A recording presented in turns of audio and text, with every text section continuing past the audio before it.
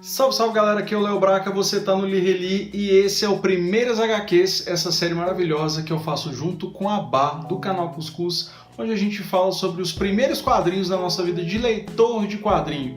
E hoje eu vou mostrar pra vocês um quadrinho que pra mim foi muito especial, ainda é muito especial, e ele marcou a entrada da minha vida de leitor de quadrinho no universo Marvel. Então, vamos lá, que hoje é dia de falar disso aqui, ó, Marvels. Vem comigo.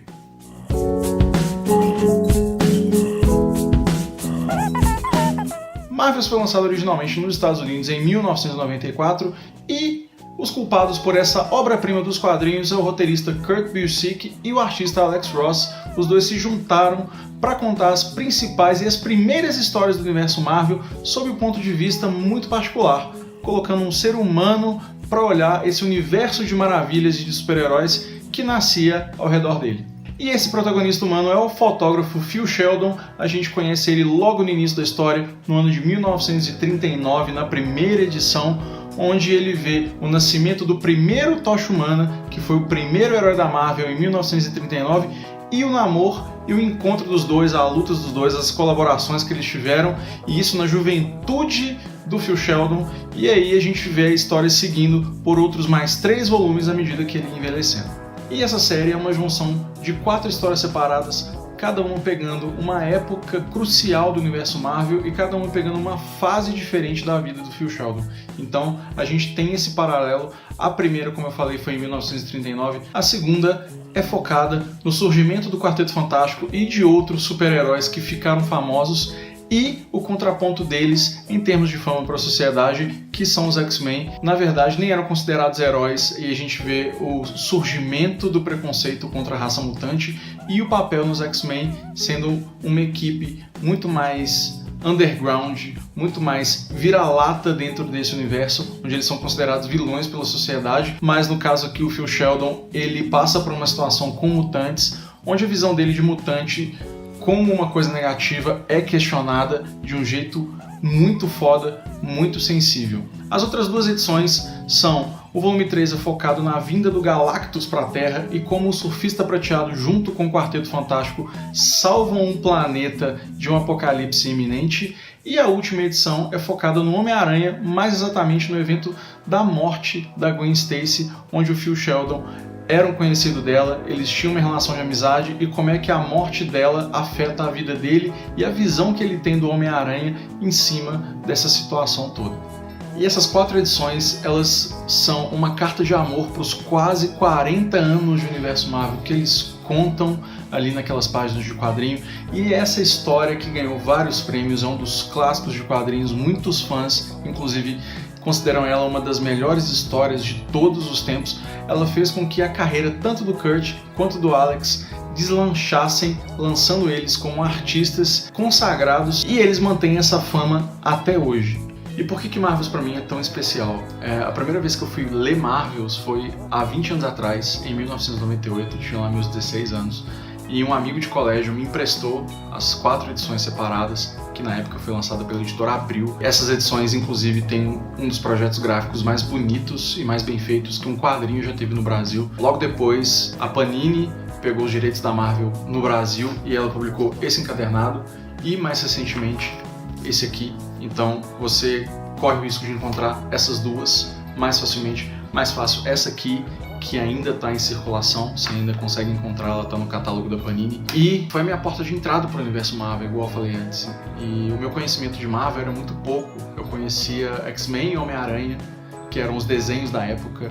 Então, assim, a série animada do X-Men, a série animada do Homem-Aranha eram 2 coisas que bombavam na TV e já eram reprisadas há muito tempo, mas para quem era fã de quadrinho, era muito massa conferir esses desenhos. E na época, ler Marvels me levou para o universo Marvel de um jeito muito bacana, muito especial, porque assim como a grande maioria, eu me identifiquei com o protagonista. Ele ali dentro, e isso é uma estratégia de roteiro genial do Kurt e do Alex, de colocar um personagem no qual você se identifica logo de cara. Ele é o seu olhar em cima daquilo ali. Então você não precisava ter uma carga gigante de conhecimento. É lógico que se você tiver, ajuda bastante, mas você não precisa ter, muito pelo contrário. Você consegue ver todos os heróis da Marvel, todos os conflitos, todas as situações épicas, todos os atos heróicos deles ao longo de anos e anos de história, condensados e contados aqui com muita sensibilidade, com muita honestidade. E as minhas duas preferidas na época e até hoje são as edições que mostram os X-Men e mostram o Homem-Aranha. Para mim elas são as edições que mais me pegam, até porque são os primeiros heróis da Marvel que eu conheci. Então assim, no caso dos X-Men, ter eles como figuras marginais da sociedade, toda a questão do preconceito mutante, você sabendo da índole deles, do caráter deles, e ainda assim eles com a posição heróica, nobre, sendo considerados marginais, né? Então assim, você sabe os dois lados da história, e aí você começa a ver que o Sheldon ele sai de um extremo ao outro. Então assim, ele sai do papel de preconceito contra mutante para poder começar a olhar os mutantes com um outro olhar, mesmo que a sociedade ao redor dele não olhe.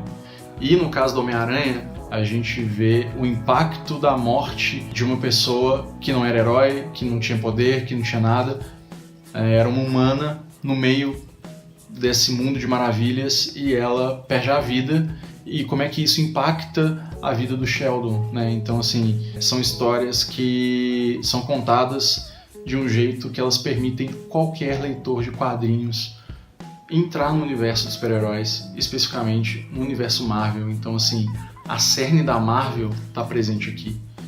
Então assim, já começa pelo fato de apresentar o primeiro herói da editora, que foi o primeiro Tocha Humana, que não é o Tocha Humana do Quarteto Fantástico que a gente está acostumado a ver, e seguir com os grandes heróis da editora, os emblemáticos.